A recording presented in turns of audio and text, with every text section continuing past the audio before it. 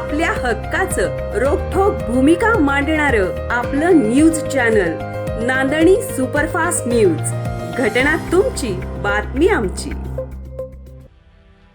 कराडमध्ये मोठा अपघात, पुलावरून बस खाली कोसळली। नाशिकचे 30-32 विद्यार्थी जखमी, चौघांची प्रकृती नाजूक। नाशिकहून कोकणात सहलीसाठी गेलेल्या विद्यार्थ्यांची खाजगी बस मंगळवारी पहाटे नाशिककडे परतत असताना कराड तालुक्यात अपघात झाला। वाठार गावाजवळ महामार्गावर झालेल्या अपघातात सुमारे 30 ते 32 विद्यार्थी जखमी झाले असून 4 विद्यार्थ्यांची प्रकृती गंभीर असल्याची माहिती पोलिसांनी दिली आहे। मिळालेल्या माहितीनुसार पिंपळगाव जिल्हा नाशिक येथील विद्यार्थ्यांची सहल कोकणात गेली होती। सहल संपल्यानंतर बस रात्री उशिरा नाशिककडे रवाना झाली।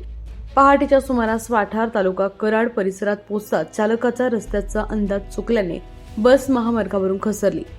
रस्त्याचं काम सुरू असल्याने बाजूचा भाग खोल होता आणि बस त्या दिशेला कोसळली। मोठा अनर्थ टळला असला तरी बसमधील अनेक विद्यार्थी जखमी झाले।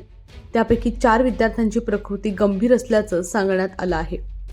अपघाताची माहिती मिळताच महामार्ग पोलिसांचे पथक तातडीनं घटनास्थळी दाखल झाले। सर्व जखमींना उपजिल्हा रुग्णालयात तर काहींना कृष्ण हॉस्पिटलमध्ये उपचार सुरू करण्यात आले आहेत। सकलेन मुलानी, कराड।